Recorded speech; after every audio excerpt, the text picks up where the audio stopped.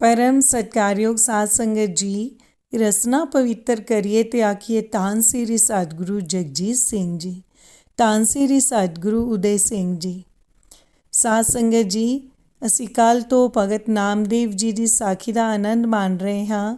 ਉਸੇ ਲੜੀ ਨੂੰ ਜਾਰੀ ਰੱਖਦਿਆਂ ਅੱਜ ਭਗਤ ਨਾਮਦੇਵ ਜੀ ਦੀ ਹੋਰ ਸਾਖੀਆਂ ਦਾ ਆਨੰਦ ਮਾਣਾਂਗੇ।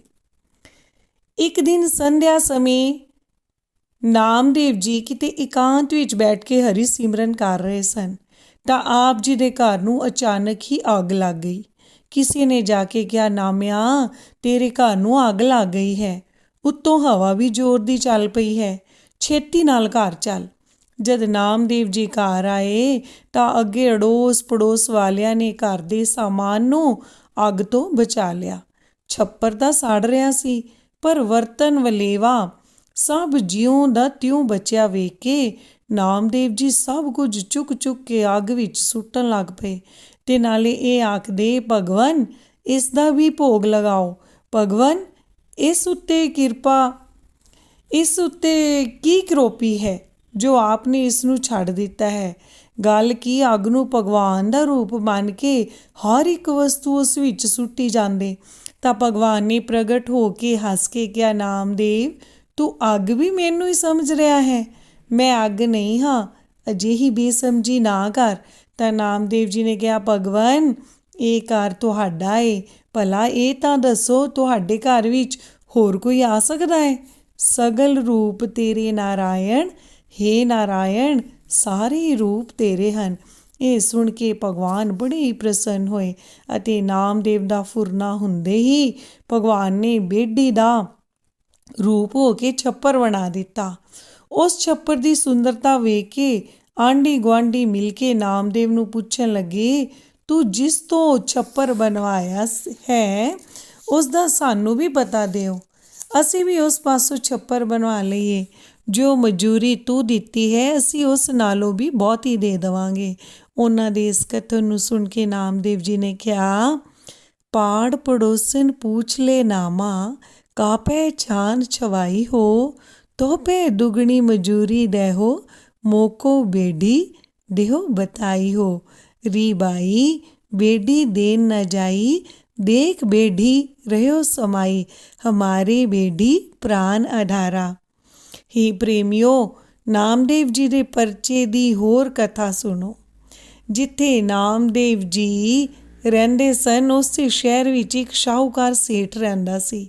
ਉਸਨੇ ਸੋਨੇ ਦਾ ਤੂਲਾ ਦਾਨ ਕੀਤਾ, ਵੱਡੇ ਉਤਸ਼ਾਹ ਨਾਲ ਆਪਣੇ ਬਰਾਬਰ ਸੋਨਾ ਤੋਲ ਕੇ ਰੱਖ ਲਿਆ ਅਤੇ ਸਾਰੇ ਸ਼ਹਿਰ ਵਿੱਚੋਂ ਸੋਨਾ ਵੰਡਿਆ। ਸਭਨਾਂ ਨੇ ਉਸ ਕੋਲੋਂ ਸੋਨਾ ਲਿਆ, ਪਰ ਇੱਕ ਨਾਮਦੇਵ ਨੇ ਨਾ ਲਿਆ। ਜਦੋਂ ਉਸਨੂੰ ਇਹ ਪਤਾ ਲੱਗਾ ਕਿ ਨਾਮਦੇਵ ਸੋਨਾ ਲੈਣ ਲਈ ਨਹੀਂ ਆਇਆ ਤਾਂ ਉਸਨੇ ਨਾਮਦੇਵ ਨੂੰ ਸੱਦਣ ਲਈ ਬੰਦਾ ਭੇਜਿਆ। ਨਾਮਦੇਵ ਜੀ ਨੇ ਉਸ ਨੂੰ ਖਾਲੀ ਮੋੜ ਦਿੱਤਾ ਅਤੇ ਉਸ ਦੇ ਨਾਲ ਆਪ ਸ਼ਾਹੂਕਾਰ ਦੇ ਕੋਲ ਨਾ ਆਏ। ਸੇਠ ਨੇ ਫਿਰ ਇੱਕ ਹੋਰ ਆਦਮੀ ਭੇਜਿਆ ਤਾਂ ਨਾਮਦੇਵ ਜੀ ਦੂਜੇ ਨਾਲ ਵੀ ਨਾ ਆਏ। ਅੰਤ ਨੂੰ ਉਸ ਨੇ ਤੀਜੀ ਵੇਰੀ ਹੋਰ ਕਿਸੇ ਆਦਮੀ ਨੂੰ ਭੇਜਿਆ। ਉਸ ਨੇ ਆਣ ਕੇ ਨਾਮਦੇਵ ਜੀ ਪਾਸ ਬਹੁਤ ਮਿੰਨਤਾਂ ਤਰਲੇ ਅਤੇ ਬੇਨਤੀਆਂ ਕੀਤੀਆਂ।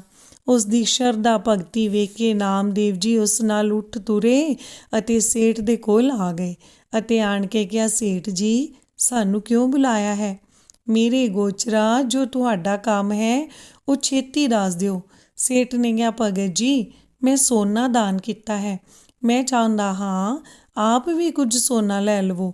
ਮੇਰਾ ਦਾਨ ਕੀਤਾ ਸੋਨਾ ਜੇਕਰ ਤੁਹਾਡੀ ਸੇਵਾ ਵਿੱਚ ਖਰਚ ਹੋਵੇਗਾ ਤਾਂ ਮੇਰਾ ਭਲਾ ਹੋ ਜਾਏਗਾ, ਇਸੇ ਲਈ ਆਪ ਨੂੰ ਇੱਥੇ ਬੁਲਾਉਣ ਦੀ ਤਕਲੀਫ ਦਿੱਤੀ ਹੈ। ਨਾਮਦੇਵ ਜੀ ਨੇ ਉੱਤਰ ਦਿੱਤਾ, ਸੇਠ ਜੀ ਸਾਨੂੰ ਸੋਨੇ ਦੀ ਲੋੜ ਨਹੀਂ ਹੈ, ਲੋੜ ਤੋਂ ਬਿਨਾਂ ਮੈਂ ਕੋਈ ਵਸਤੂ ਲੈਣੀ ਨਹੀਂ ਚਾਹੁੰਦਾ। ਬਾਕੀ ਤੁਸੀਂ ਸਾਰੇ ਨਗਰ ਵਾਸੀਆਂ ਨੂੰ ਸੋਨਾ ਵੰਡ ਦਿੱਤਾ ਹੈ, ਜਦ ਇੰਨਿਆਂ ਲੋੜਵੰਦਾਂ ਨੇ ਤੁਹਾਡਾ ਸੋਨਾ ਲੈ ਲਿਆ ਹੈ ਤਾਂ ਤੇਰਾ ਤਾਂ ਭਲਾ ਹੋ ਹੀ ਗਿਆ ਹੈ। ਇਹ ਉੱਤਰ ਸੁਣ ਕੇ ਸੇਠ ਨੇ ਬਹੁਤ ਬੇਨਤੀ ਕੀਤੀ, ਨਹੀਂ ਮਹਾਰਾਜ ਆਪ ਜ਼ਰੂਰ ਹੀ ਸੋਨਾ ਲਵੋ, ਥੋੜ੍ਹਾ ਜਾਂ ਬਹੁਤਾ, ਜਿੰਨਾ ਆਪ ਜੀ ਦੀ ਇੱਛਾ ਹੋਵੇ ਜ਼ਰੂਰ ਲਵੋ, ਕਿਉਂਕਿ ਮੈਂ ਸੁਣਿਆ ਹੈ ਕਿ ਆਪ ਵਰਗੇ ਸਤਿਪੁਰਸ਼ਾਂ ਦੀ ਸੇਵਾ ਵਿੱਚ ਧਨ ਖਰਚ ਕੀਤਾ ਜਾਏ ਤਾਂ ਧਨ ਸਫਲ ਹੁੰਦਾ ਹੈ। ਇਸ ਲਈ ਆਪ ਜਿੰਨਾ ਮੁਨਾਸਬ ਸਮਝੋ ਮੇਰੇ ਧਨ ਨੂੰ ਸਫਲਾ ਕਰਨ ਵਾਸਤੇ ਸੋਨਾ ਜ਼ਰੂਰ ਲਵੋ। ਸੇਠ ਦੀ ਇਹ ਬੇਨਤੀ ਸੁਣ ਕੇ ਨਾਮਦੇਵ ਜੀ ਨੇ ਵਿਚਾਰ ਕੀਤਾ ਕਿ ਦੁਨੀਆ ਦੇ ਲੋਕ ਸੋਨਾ ਸਭ ਤੋਂ ਉੱਤਮ ਮੰਨਦੇ ਹਨ। ਉਹਨਾਂ ਨੂੰ ਪਤਾ ਨਹੀਂ ਕਿ ਨਾਮ ਸੋਨੇ ਨਾਲੋਂ ਵੀ ਬੇਸ਼ਕੀਮਤੀ ਅਤੇ ਅਮੋਲਕ ਵਸਤੂ ਹੈ। ਤਾਂ ਤੇ ਇਹਨਾਂ ਨੂੰ ਨਾਮ ਦਾ ਪ੍ਰਤਾਪ ਜਣਾ ਦੇਣਾ ਚਾਹੀਦਾ ਹੈ। ਇਹ ਵਿਚਾਰ ਕਰਕੇ ਭਗਤ ਜੀ ਨੇ ਤੁਲਸੀ ਦਾ ਇੱਕ ਪੱਤਾ ਲਿਆ ਅਤੇ ਉਸ ਉੱਤੇ ਰਾਮ ਦਾ ਅੱਧਾ ਨਾਮ ਅਰਥਾਤ ਰਾ ਲਿਖ ਕੇ ਸੇਠ ਨੂੰ ਕਿਹਾ, ਜੇਕਰ ਤੂੰ ਮੈਨੂੰ ਜ਼ਰੂਰ ਹੀ ਸੋਨਾ ਦੇਣਾ ਚਾਹੁੰਦਾ ਹੈ ਤਾਂ ਲੈ ਇਸ ਪੱਤੇ ਦੇ ਬਰਾਬਰ ਸੋਨਾ ਤੋਲ ਕੇ ਮੈਨੂੰ ਦੇ ਦੇ। ਸੇਠ ਨੇ ਕਿਹਾ, ਭਗਤ ਜੀ ਮੇਰੇ ਨਾਲ ਹਾਸਾ ਕਰਦੇ ਹੋ, ਇਸ ਪੱਤੇ ਦਾ ਵੀ ਕੋਈ ਵਜ਼ਨ ਹੈ ਜਿਸ ਨਾਲ ਮੈਂ ਤੁਹਾਨੂੰ ਤੋਲ ਕੇ ਦੇਵਾਂ। ਕਿਰਪਾ ਕਰੋ ਤੇ ਕੋਈ ਸੇਰ 2 ਸੇਰ ਸੋਨਾ ਲੈ ਲਵੋ। ਭਗਤ ਨੇ ਕਿਹਾ, ਸੇਠ ਜੀ ਮੈਂ ਠੱਠਾ ਨਹੀਂ ਕਰਦਾ, ਧਿਆਨ ਦੇ ਕੇ ਵੇਖੋ ਇਸ ਉੱਤੇ ਰਾ ਅੱਖਰ ਲਿਖਿਆ ਹੈ, ਇਸ ਦਾ ਪ੍ਰਤਾਪ ਵੇਖੋ, ਤੁਹਾਡਾ ਖਿਆਲ ਕਿੱਥੇ ਹੈ, ਜਰਾ ਇਸ ਨੂੰ ਤੋਲ ਕੇ ਪੂਰਾ ਤਾਂ ਕਰੋ। ਸ਼ਾਹੂਕਾਰ ਨੇ ਉਸੇ ਵੇਲੇ ਇੱਕ ਕੰਡਾ ਮੰਗਵਾ ਲਿਆ ਅਤੇ ਪੱਤੇ ਦੇ ਨਾਲ ਸੋਨਾ ਚੜਾ ਕੇ ਤੋਲਣ ਲੱਗਾ, ਪਰ ਉੱਥੇ ਤਾਂ ਬੜਾ ਭਾਰਾ ਕੌਤਕ ਹੋਇਆ। ਜਿੰਨਾ ਵੀ ਸੋਨਾ ਚੜਾਉਂਦੇ ਹਨ ਪੱਤੇ ਨਾਲ ਪੂਰਾ ਹੀ ਨਹੀਂ ਹੁੰਦਾ, ਘੱਟ ਹੀ ਰਹਿ ਜਾਂਦਾ ਹੈ। ਹਾਰ ਕੇ ਇੱਕ ਵੱਡਾ ਸਾਰਾ ਤੱਕੜ ਮੰਗਵਾ ਲਿਆ ਜਿਸ ਉੱਤੇ 5-7 ਮਣ ਭਾਰ ਤੋਲਿਆ ਜਾ ਸਕਦਾ ਸੀ।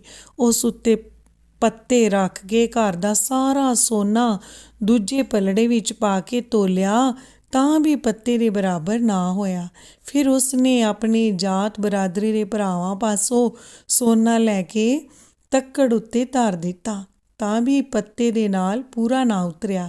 ਜਦ ਸਾਰੀ ਬਿਰਾਦਰੀ ਦਾ ਸੋਨਾ ਚੜਾ ਦੇ ਨਾਲ ਵੀ ਪੱਤੇ ਦਾ ਬੋਝ ਪੂਰਾ ਨਾ ਹੋਇਆ ਤੇ ਸਾਰੇ ਇਸਤਰੀ ਪੁਰਸ਼ਾਂ ਨੂੰ ਸੋਚ ਪੈ ਗਈ ਅਤੇ ਇਸੇ ਫਿਕਰ ਨਾਲ ਸਭਨਾਂ ਨੇ ਵੱਡਾ ਦੁੱਖ ਪਾਇਆ। ਨਾਮਦੇਵ ਜੀ ਨੇ ਵਿਚਾਰ ਕੀਤਾ ਕਿ ਇਹ ਤਾਂ ਸਭਨਾਂ ਨੂੰ ਵਿਦਤ ਹੋ ਗਿਆ ਹੈ ਕਿ ਨਾਮ ਦੇ ਤੁਲ ਸੋਨਾ ਨਹੀਂ ਪੁੱਜ ਸਕਦਾ। ਹੁਣ ਇਹ ਦੱਸਣਾ ਇਹਨਾਂ ਨੂੰ ਬਾਕੀ ਹੈ ਕਿ ਨਾਮ ਤੋਂ ਬਿਨਾਂ ਹੋਰ ਜਿੰਨੇ ਕਰਮ ਧਰਮ ਨੇਮ ਬ੍ਰਤ ਤੀਰਥ ਇਸ਼ਨਾਨ ਤੇ ਦਾਨ ਪੁੰਨ ਹਨ ਇਹ ਵੀ ਨਾਮ ਦੇ ਤੁਲ ਨਹੀਂ ਪੁੱਜ ਸਕਦੇ। ਇਸ ਲਈ ਆਪ ਜੀ ਨੇ ਕਿਹਾ, ਸੇਠ ਜੀ ਤੁਸੀਂ ਜੋ ਵੀ ਧਰਮ ਤੇ ਕਰਮ ਦਾਨ ਪੁੰਨ ਤੁਸੀਂ ਜੋ ਵੀ ਧਰਮ ਦੇ ਕਰਮ ਦਾਨ ਪੁੰਨ ਤੀਰਥ ਇਸ਼ਨਾਨ ਅਤੇ ਵਰਤ ਆਦਿ ਕੀਤੇ ਹੋਏ ਹਨ ਉਹਨਾਂ ਦਾ ਸੰਕਲਪ ਕਰਕੇ ਜਲ ਛਾਬੇ ਉੱਤੇ ਧਰ ਦਿਓ, ਭਲਾ ਜੇਕਰ ਵਜ਼ਨ ਪੂਰਾ ਹੋ ਜਾਏ ਤਾਂ ਮੈਂ ਲੈ ਲਵਾਂਗਾ।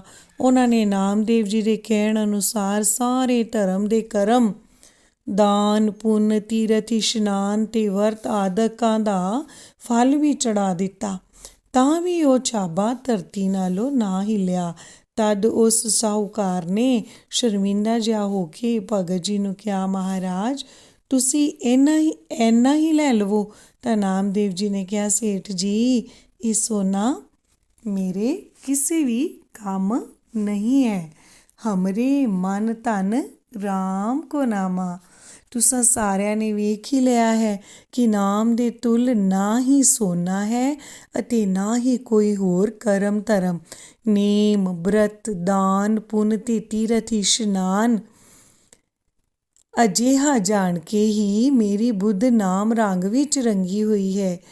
ਕਿਸੇ ਦਾ ਵੀ ਕੋਈ ਕੰਮ ਨਹੀਂ, ਨਾਮ ਹੀ ਸਭ ਤੋਂ ਵੱਡਾ ਹੈ।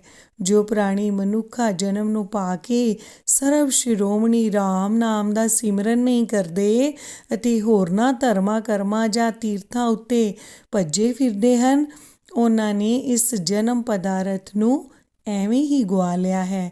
ਇਸ ਲਈ ਸੇਠ ਜੀ ਇਹ ਚੇਤੇ ਰੱਖੋ, ਗੁਰਬਾਣੀ ਦੀ ਤੁਕ ਹੈ, ਬਨਾਰਸੀ ਤਪ ਕਰੈ ਉਲਟ ਤੀਰਥ ਮਰੈ, ਅਗਨ ਦਹੈ ਕਾਇਆ ਕਲਪ ਕੀਜੈ, ਅਸਮੇਧ ਜਗ ਕੀਜੈ, ਸੋਨਾ ਗਰਭ ਦਾਨ ਦੀਜੈ, ਰਾਮ ਨਾਮ ਸਰ ਤਉ ਨਾ ਪੂਜੈ, ਛੋੜ ਛੋੜ ਰੇ ਪਾਖੰਡੀ ਮਨ ਕਪਟ ਨਾ ਕੀਜੈ, ਹਰ ਕਾ ਨਾਮ ਨਿਤ ਨਿਤੈ ਲੀਜੈ।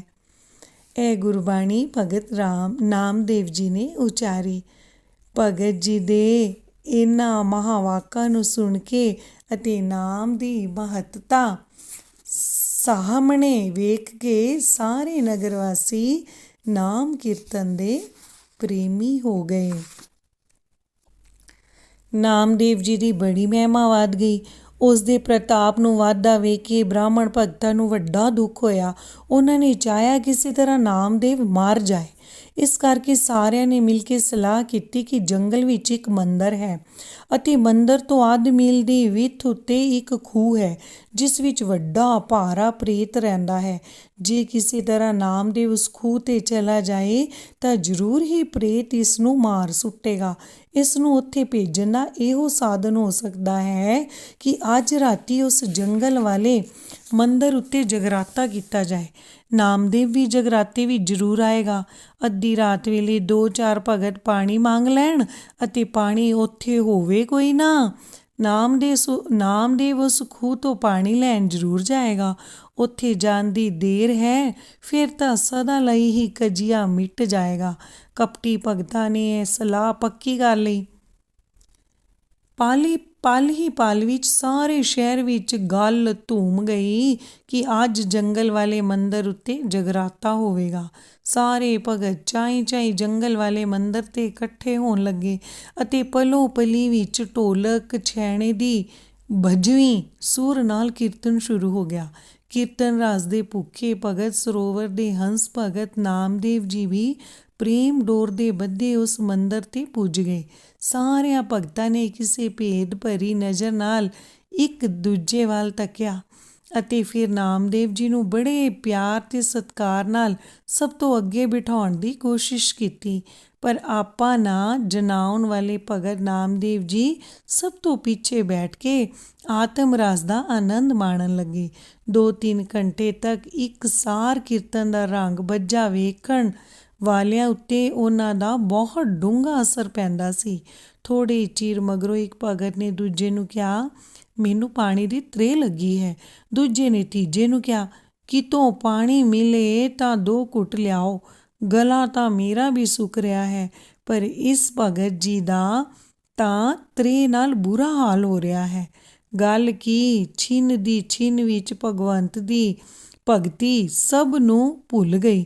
ਪਾਣੀ ਦੀ ਆਵਾਜ਼ ਹਰ ਪਾਸੇ ਆਉਣ ਲੱਗੀ, ਪਰ ਇਹ ਕਿਸੇ ਨੂੰ ਵੀ ਹਿਆ ਨਾ ਪਵੇ ਕਿ ਪ੍ਰਮਾਤਮਾ ਸਰੂਪ ਆਤਮਾ ਨੂੰ ਪ੍ਰਸੰਨ ਕਰਨ ਲਈ ਪਾਣੀ ਲਿਆਂਦਾ ਜਾਵੇ। ਉਸ ਵੇਲੇ ਸਾਰਿਆਂ ਨੂੰ ਪਾਣੀ ਕੂਕਦਿਆਂ ਵੇਖ ਕੇ ਨਾਮਦੇਵ ਜੀ ਪਾਸੋਂ ਇਹ ਦੁੱਖ ਨਾ ਝੱਲਿਆ ਗਿਆ। ਆਪ ਨੇ ਝਟਪਟ ਗਾਗਰ ਚੁੱਕ ਲਈ ਅਤੇ ਉਹਨਾਂ ਦੇ ਦੱਸੇ ਹੋਏ ਪ੍ਰੇਤ ਵਾਲੇ ਖੂਹ ਵੱਲ ਚਾਲੇ ਪਾ ਦਿੱਤੇ। ਜਦ ਖੂਹ ਦੇ ਨੇੜੇ ਪਹੁੰਚੇ ਤਾਂ ਪ੍ਰੇਤ ਆਪਣੇ ਸੁਭਾਅ ਅਨੁਸਾਰ ਖੂਹ ਵਿੱਚੋਂ ਨਿਕਲ ਕੇ ਨਾਮਦੇਵ ਉੱਤੇ ਲਪਕਿਆ। ਇੱਕ ਵੱਡੇ ਤਰਾਉਣੇ ਰੂਪ ਨੂੰ ਆਉਂਦਾ ਵੇਖ ਕੇ ਭਗਤ ਜੀ ਡਰੇ ਨਹੀਂ, ਸਗੋਂ ਪ੍ਰਸੰਨ ਹੋ ਕੇ ਹੱਥ ਵਿੱਚੋਂ ਗਾਗਰ ਧਰਤੀ ਉੱਤੇ ਰੱਖ ਦਿੱਤੀ ਅਤੇ ਲੱਕ ਨਾਲ ਬੱਧੀ ਹੋਈ ਚਾਦਰ ਵਿੱਚੋਂ ਛੈਣੇ ਕੱਢ ਕੇ ਇਹ ਸ਼ਬਦ ਪੜ੍ਹਨ ਲੱਗੇ, ਆਓ ਕਲੰਦਰ ਕੇਸਵਾ ਕਰ ਅਬਦਾਲੀ ਭੇਸਵਾ, ਰਹਾਓ ਜਿਨ ਆਕਾਸ ਕੁਲਹ ਸਿਰ ਕੀਨੀ, ਕਉਸੇ ਸਪਤ ਪਿਆਲਾ, ਚਮਰ ਪੌਸ ਕਾ ਮੰਦਰ ਤੇਰਾ, ਇਹ ਬਿਦ ਬਨੇ ਗੋਪਾਲਾ। ਜਦ ਇਹਨਾਂ ਸ਼ਬਦ ਗਾਵਿਆ ਤਾਂ ਪ੍ਰੇਤ ਨੇ ਭਗਤ ਜੀ ਦੇ ਹੱਥੋਂ ਛੈਣੇ ਖੋਲੇ। ਭਗਤ ਜੀ ਨੇ ਫਿਰ ਗਾਵਿਆ, ਭਗਤ ਕਰਤ ਮੇਰੇ ਤਾਲ ਛਨਾਏ, ਕੀ ਪੈ ਕਰੋ ਪੁਕਾਰਾ, ਨਾਮੀ ਕਾ ਸੁਆਮੀ ਅੰਤਰਜਾਮੀ, ਫਿਰੇ ਸਗਲ ਬੇਦੇਸਵਾ। ਜਦ ਇਹ ਤੁਕ ਉਚਾਰੀ ਤਾਂ ਉਹੀ ਪ੍ਰੇਤ ਪ੍ਰਭੂ ਰੂਪ ਹੋ ਗਿਆ। ਨਾਮਦੇਵ ਜੀ ਦਰਸ਼ਨ ਕਰਕੇ ਆਨੰਦ ਮਗਨ ਹੋ ਗਏ ਅਤੇ ਜਲ ਦੀ ਗਾਗਰ ਲੈ ਕੇ ਝੱਟ ਹੀ ਭਗਤ ਮੰਡਲੀ ਵਿੱਚ ਆ ਗਏ। ਜਦੋਂ ਭਗਤ ਨਾਮਦੇਵ ਜੀ ਪਾਣੀ ਲੈਣ ਚੱਲੇ ਸਨ ਤਾਂ 1-2 ਕਪਟੀ ਭਗਤ ਪ੍ਰੇਤ ਪਾਸੋਂ ਉਸ ਦੀ ਦੁਰਦਸ਼ਾ ਤੇ ਅੰਤ ਹੁੰਦਾ ਵੇਖਣ ਲਈ ਲੁਕ ਛਿਪ ਕੇ ਉਸ ਦੇ ਪਿੱਛੇ ਜਾ ਰਹੇ ਸਨ। ਜਦ ਪ੍ਰੇਤ ਤੋਂ ਹੀ ਪ੍ਰਭੂ ਦੇ ਦਰਸ਼ਨ ਭਗਤ ਨਾਮਦੇਵ ਜੀ ਨੂੰ ਹੋਏ ਅਤੇ ਉਸ ਪ੍ਰੇਤ ਨੇ ਭਗਤ ਨਾਮਦੇਵ ਜੀ ਨਾਲ ਸਭਿਅਤਾ ਦਾ ਵਰਤਾਵ ਕੀਤਾ ਤਾਂ ਉਹ ਵੇਖ ਕੇ ਹੈਰਾਨ ਹੋ ਗਏ ਅਤੇ ਭਗਤ ਨਾਮਦੇਵ ਜੀ ਦੇ ਮੁੜ ਕੇ ਆਉਣ ਤੋਂ ਪਹਿਲੇ ਹੀ ਉਹਨਾਂ ਨੇ ਆਣ ਕੇ ਸਾਰੇ ਭਗਤਾਂ ਨੂੰ ਉੱਥੇ ਦੀ ਵਾਰਤਾ ਸੁਣਾ ਦਿੱਤੀ, ਜਿਸ ਕਰਕੇ ਈਰਖੀ ਭਗਤਾਂ ਦੇ ਹਿਰਦੇ ਵਿੱਚ ਵੀ ਭਗਤ ਨਾਮਦੇਵ ਜੀ ਦੀ ਸ਼ਰਧਾ ਵੱਜ ਗਈ। ਸਾਰੇ ਆਖ ਲਈਏ ਧੰਨ ਧੰਨ ਭਗਤ ਨਾਮਦੇਵ ਜੀ, ਧੰਨ ਧੰਨ ਸ਼੍ਰੀ ਸਤਿਗੁਰੂ ਜਗਜੀਤ ਸਿੰਘ ਜੀ।